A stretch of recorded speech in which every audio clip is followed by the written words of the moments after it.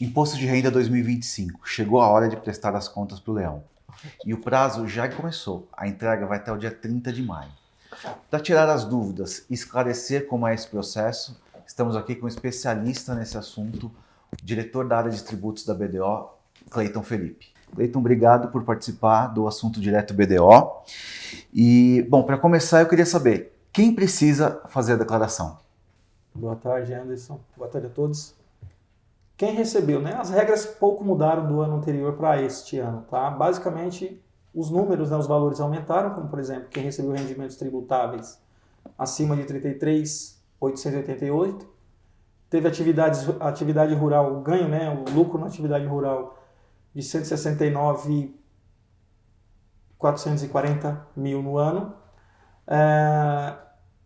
Um outro critério novo é, no ano anterior, houve uma possibilidade de atualização dos bens a valor de mercado. E aí quem pagou o imposto, quem optou por essa atualização e recolheu o imposto, também está obrigado a entregar a declaração nesse ano. Os demais critérios de obrigatoriedade mantêm-se assim como no ano anterior. Como, por exemplo, quem recebeu rendimentos isentos, tributáveis exclusivamente na fonte, cuja soma durante o ano foi superior a 200 mil. Quem teve posse, propriedade de bens imóveis ou bens e direitos, cuja soma representou em 31/12 de 2024, 800 mil reais. Quem teve apuração de ganho de capital e recolheu imposto, ou que apurou o ganho de capital com a finalidade de usar o ganho isento de um ano para aquisição de outro imóvel no prazo de 183 dias, enfim. E os demais critérios, assim como nos anos anteriores, não alteraram. Quem tem trust, quem tem que entregar o trust, quem optou por desmembrar os bens de uma empresa offshore, como se fosse do próprio contribuinte, também tem que entregar a declaração de imposto de renda. Basicamente é isso. Okay. Bom, agora a gente já sabe quem deve fazer a declaração. Quais são os próximos passos? Que documentos eu devo juntar, eu devo reunir para começar a fazer a minha declaração?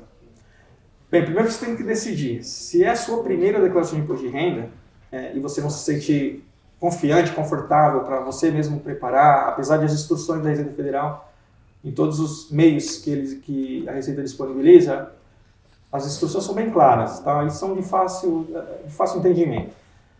Ou você contrata um contador, ou você opta por um dos caminhos sugeridos pela própria Receita. Você pode fazer diretamente na internet, pode baixar o aplicativo da própria Receita, da Secretaria da Fazenda. Você pode acessar a internet via o ECAC, lá no MIR, que é o meu imposto de renda. Você pode tentar obter todas essas informações. Quais são essas informações, na verdade? Você me perguntou sobre documentos. Comprovante anual de rendimentos, informes de rendimentos financeiros dos bancos, as notas fiscais ou recibos médicos de despesas odontológicas, algum profissional liberal que você tenha contratado como um médico, dentista, um advogado, um arquiteto. Todos esses tipos de documentos, notas fiscais, recibos, o ideal é que você tenha todos eles com você, uma guarda, para comprovar uma eventual fiscalização. A Receita Federal vai pedir comprovação, então ela vai querer ver os documentos. A partir do próximo ano, de acordo com a live da própria Receita Federal alguns dias atrás, despesas médicas, por exemplo, odontológicas, provavelmente a partir do próximo ano não serão mais necessários juntar documentos, enfim, porque elas já estão disponíveis no próprio sistema da Receita. Quando você baixar a declaração pré-preenchida, essas informações já estarão lá. Então, criou-se obrigações adicionais para o prestador do serviço, para que as informações já sejam automaticamente alimentadas no sistema da Receita e o próprio contribuinte facilite a vida dele no ano seguinte. Bem, falando em facilidade, provavelmente você vai me perguntar, ou agora mais para frente, já vou antecipar. 90% das informações, eu diria, da pessoa física, já estão na declaração pré-preenchida. Ela só estará disponível a partir de 1º de abril. Você vai conseguir obter essa cópia da declaração pré-preenchida somente se você tiver o acesso, né, no GovBR. O acesso tem que ser via o GovBR e você tem que ter um acesso ouro ou prata. Tendo esse tipo de acesso, no aplicativo da Receita Federal, no meu imposto de renda, enfim, no MIR, você pode baixar essa declaração pré-preenchida. E aí você vai identificar lá que várias informações já estão. Fonte pagadora, eventuais despesas médicas, odontológicas, de uma ou outra empresa, muito provavelmente já estejam lá. Se não estiverem todas. Qual o seu papel nisso? E aí volta com a sua primeira pergunta sobre documentos. É você checar com os documentos se de fato as informações que estão no documento estão de acordo no sistema. Ou seja, pode ser que haja erros, equívocos, e aí você, contribuinte, tem obrigação de verificar. Então não é simplesmente baixar a declaração pré-preenchida e entregar. Cabe a você, contribuinte, analisar, verificar se as informações que lá estão de acordo com os documentos que você possui. Havendo discrepâncias, até mesmo antes de você entregar a declaração ou reclamar com o seu empregador ou com a Receita, cabe uma análise mais criteriosa de a informação que está no sistema da Receita está diferente do meu comprovante de rendimentos. Vou para o meu empregador e pergunto, olha, a minha declaração pré-preenchida está com um valor diferente. Onde está o erro? Foram vocês ou foi a Receita? Se a empresa confirmar que o valor da pré-preenchida está errado, você pode ir lá e alterar. Ainda que haja essa diferença, e você tem um documento físico, use o documento. A informação provavelmente será corrigida oportunamente pelo próprio sistema, mas que você deve fazer a checagem entre os saldos, valores, rendimentos isentos de aplicações financeiras, de poupança, rendimentos, enfim, de CDB, de todos os tipos de aplicação, provavelmente já esteja na declaração. Compete a você verificar se estão todos lá e se estão alocados nos lugares corretos. É comum também uma ou outra informação não estar no lugar correto. Eu, particularmente, já identifiquei algumas informações que não estavam precisas na declaração pré-preenchida e realoquei para o lugar que deveria estar. Quando você encontra algum erro na declaração pré-preenchida e faz a correção, a Receita vai te pedir o documento de comprovação, porque ela chegou naquele dado, naquele valor, por conta de alguma informação que ela recebeu. Ela vai te pedir uma comprovação depois? Ela pode. Pode porque eu dei o exemplo da pessoa jurídica aqui, o empregador. O empregador presta a informação para a Receita via a DIRF, né, que é a Declaração Anual de Rendimento de Imposto Retido na Fonte. Então a Receita Federal usa essa informação obtida do seu empregador para alimentar a declaração pré-preenchida. Se você, contribuinte, por ter um comprovante com valores diferentes e corrigiu lá, então uma das três pontas está errada.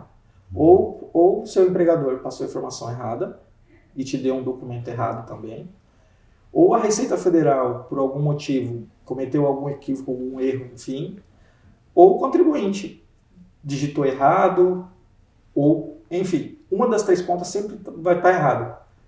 Mas, se você tem a documentação, volto a dizer, o ideal é você checar com o seu empregador se aquelas informações da pré-preenchida são, de fato, aquelas que ela prestou para a Receita. Pode haver erros no sistema da Receita, por que não? E guardar todos esses documentos, porque você pode receber uma cartinha da Receita Federal. Pode receber ou uma cartinha, ou, muito mais comum agora nessa era digital, a Receita Federal comunica-se com o contribuinte via mensagens eletrônicas direto na caixa postal dele do ECAC. Então, às vezes, a cartinha chega lá também. Também, porque o meio formal deles comunicarem com o contribuinte ainda é a carta registrada. Então, muito provavelmente vai receber uma cartinha registrada na casa dele falando, existem divergências na sua declaração, te convido, não é bem o termo usado, tá? Mas eu te convido a acessar o sistema e verificar qual é o erro lá, identificar, ver se você consegue, se é necessária uma retificação ou se está correto, aguarde o início do próximo ano para que você faça uma antecipação da malha fina, que é onde você abre um processo digital, posta toda a documentação que você guardou, você posta todos esses lá no sistema e aguarda pela análise da Receita ou eventual resposta ou questionamento deles, né? Às vezes eles aceitam a sua prestação de contas, né? Você apresentou toda a documentação, eles acreditam que aquilo está certo e tiram sua declaração da malha fina ou solicitam informações adicionais. Você já falou de gastos médicos, né? É uma dúvida que sempre surge. O que pode ser deduzido e o que não pode? Bem, despesas médicas sempre tiveram e não tem limite, tá? Despesa escolar tem um limite anual por dependente. Falei o número aqui agora, eu vou arredondar aqui, mas é 3.800 e alguma coisa por ano, tá? Não é por mês. O dependente em si tem também uma dedução anual na declaração. Basicamente, contribuição à previdência privada na modalidade PGBL, até 9%, até 12% do rendimento tributável anual. Se a pessoa tem um rendimento anual de 100 mil, ela pode contribuir até 12 mil num plano de previdência privada particular, né, obviamente, na modalidade PGBL, e esses 12 mil serão reduzidos da base de cálculo também. É isso, basicamente é isso. São esses mesmo, as despesas dedutíveis. Eu levei meu cachorrinho no pet shop, no veterinário. É um gasto com saúde. Posso deduzir, não? Não, infelizmente não. Ainda não é reconhecido pela Receita Federal que a relação entre o homem e um animal o bicho, né, o pet, seja ele um gato, um cachorro, enfim, os gastos relacionados a ele ainda não são considerados como dedutíveis. Pode ser que um dia aconteça, mas por enquanto ainda não. Aquele curso de inglês para aperfeiçoar é educação. Não é educação, infelizmente. Também não é enquadrado ou recebido para a Receita como uma despesa educacional. Deveria fazer parte do currículo, né, de todo mundo, mas o idioma inglês, não só o inglês, espanhol, francês, enfim, qualquer outro idioma que você faça, cursos de idioma não são considerados cursos profissionalizantes. Somente cursos profissionalizantes. Um curso preparatório para concurso público, para a OAB? Pode. Essas são dúvidas muito comuns, né? São. Apesar de todos os anos essas perguntas aparecem. Assim, é algo rotineiro que sempre acontece, sempre aparece. Uma outra pergunta que sempre surge, todos os anos. Putz, quando é mais fácil? O que é melhor? Eu fazer a declaração separada da minha esposa? Faço junto? Faço separado? O que é melhor? Bem, respondendo assim já de imediato, se um dos cônjuges não trabalha ou não trabalhou no ano, não teve um trabalho formal, não teve imposto retido na fonte, o aconselhamento é que seja feita a declaração em conjunto, porque ele vai usar as deduções tanto do dependente, como também eventuais outras despesas relacionadas a ela, como despesa escolar, despesa com educação, despesas médicas, odontológicas. Todas as despesas dessa pessoa também serão utilizadas na mesma base de cálculo de uma única declaração. A partir do momento que as duas fontes, os dois cônjuges têm rendimentos separados, recebem rendimentos assalariados, em 90% dos casos, ou 95% eu diria, é mais vantajoso fazer separado. Porque nem sempre as despesas dedutíveis de cada um são maiores do que o desconto simplificado que a Receita concede. Entendi. Se você optar por uma declaração separada, você vai ter 2 descontos simplificados, um em cada CPF e um em cada declaração. Se você usar em uma só, então você tem que analisar para ver se vale a pena ou não, fazer ou não. E outra coisa importante, conforme você vai preenchendo a declaração de imposto de renda, do lado esquerdo, se você usou o programa gerador, tá, da declaração, que é aquele que você entra no site da Receita, você baixa esse programa e aí você começa a alimentá-lo com informações lá. Você pode obter as informações do ano anterior e migrar para esse programa gerador da Receita. Você pode pegar a versão pré-preenchida e também imputar não, né? Você pode inclusive restaurar diretamente do programa a versão pré-preenchida que está no sistema. Mais uma vez, tem que ter o GovBR e acesso Gold, ouro ou prata. Ou certificado digital, obviamente. Aí você pode obter todas essas informações lá. Conforme você vai alimentando as informações, ou seja, eu vou incluir a minha esposa, o cálculo da declaração já aparece. Se é vantajoso, se não é. Aí você pode fazer a simulação. Sem a minha esposa, ou sem o meu marido, sem o meu cônjuge. Coloquei lá. Sem eles, sem o outro, qual é o meu saldo? É imposto a pagar, imposto a restituir? Tá bom. Salvo uma cópia de segurança dessa declaração desse formato. Salvo em algum lugar, desktop, uma pastinha lá, meus documentos, ou simulação do imposto de renda, enfim.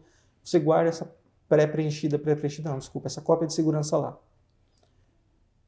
Depois você faz a outra simulação já incluindo o outro cônjuge. Nome, CPF, data de nascimento, opcionalmente endereço de e-mail, as despesas médicas, todas as despesas relacionadas a ela, os bens que essa pessoa possui exclusivamente em nome dela.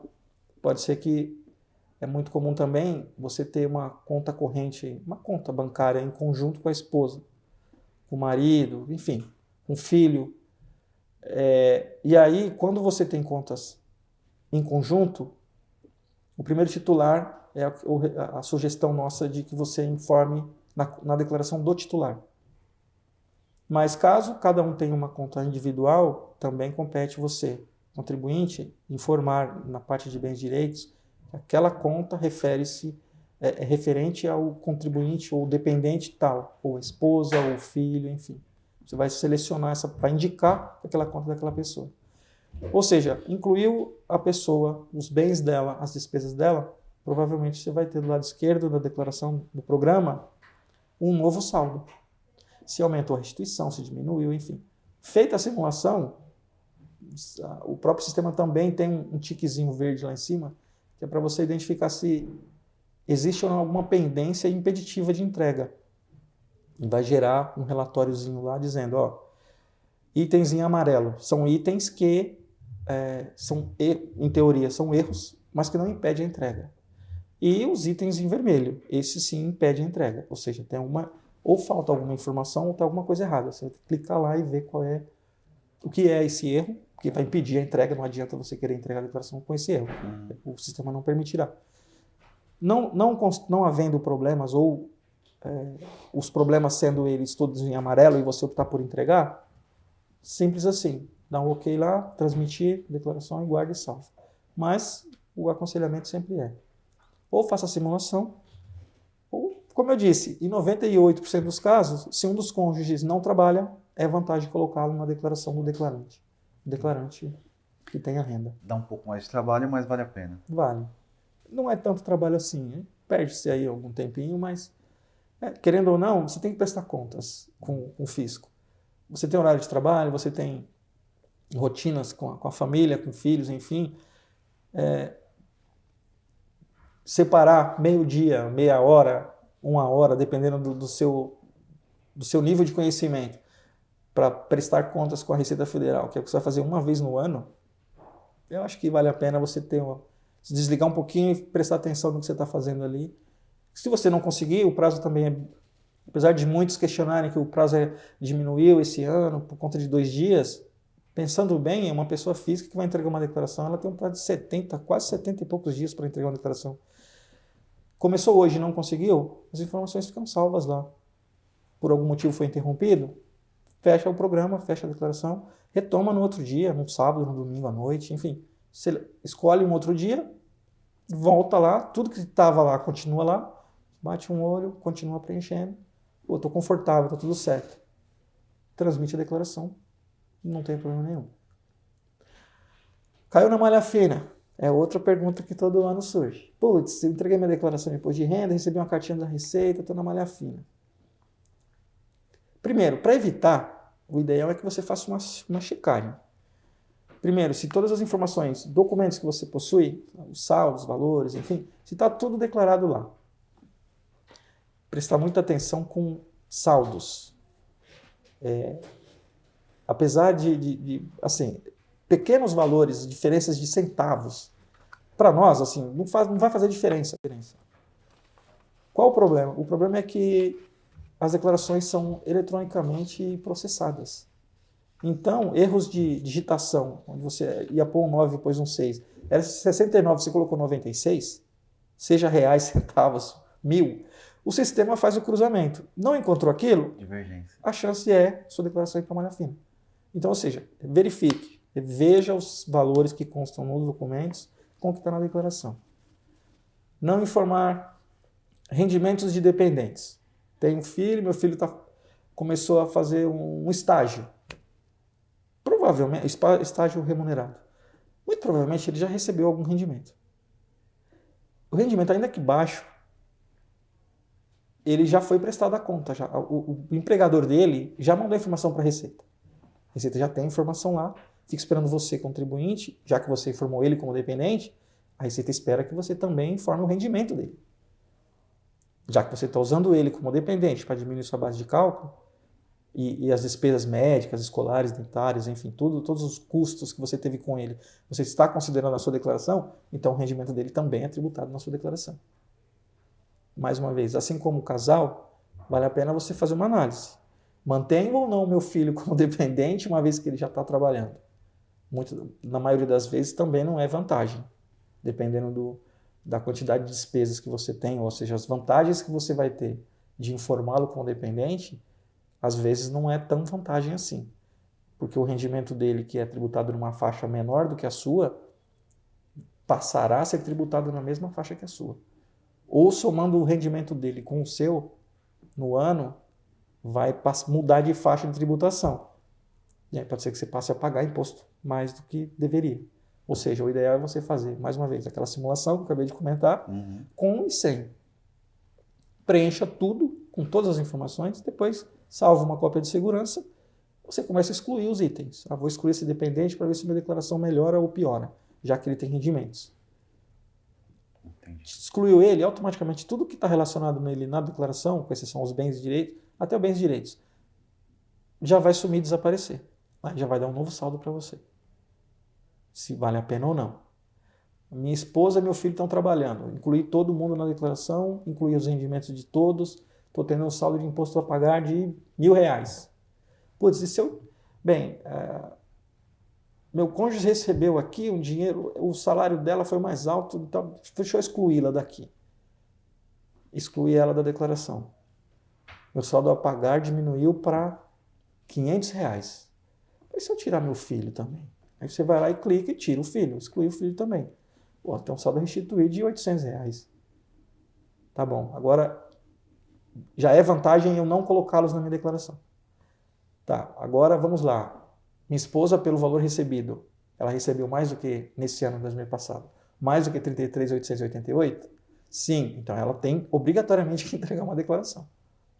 Teu filho recebeu, se enquadra em um dos critérios também, não só necessariamente 33.888, mas e se enquadrar em qualquer outro critério de obrigatoriedade, também tem que entregar uma declaração separada. Pode ser que não seja necessário entregar para o filho, mas para a esposa pode ser que sim. Bem comuns do casal pode ser informado em uma única declaração. Bens separados, titularidades diferentes, tem que ser exclusivamente na declaração do contribuinte, detentor ou proprietário daquela conta, daquele bem, enfim, do imóvel, do automóvel. Tudo que tiver em nome da esposa tem que ser na declaração da esposa. Se ela estiver junto na declaração, você indica que é dela. Se ela fizer separado, tem que ser na dela. Se é um imóvel e é em conjunto, aquisição em conjunto, pode ser no do marido, pode ser no da esposa, pode ser 50% em cada uma. Fica a critério do contribuinte que vai declarar. Certo.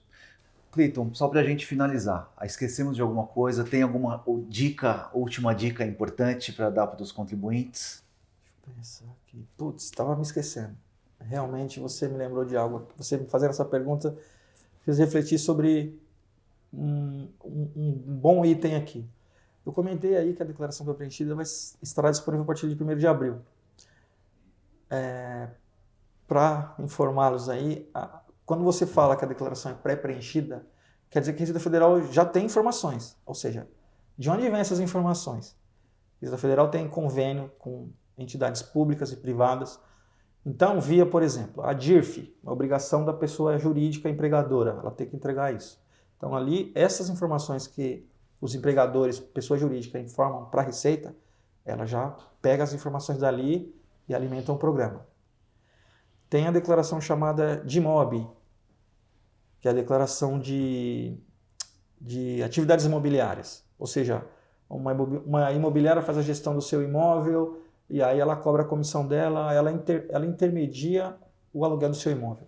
Ela tem que prestar uma declaração chamada DIMOB para a Receita. Nessa declaração também tem informações lá, do inquilino, do proprietário e a delas mesma, da própria gestora.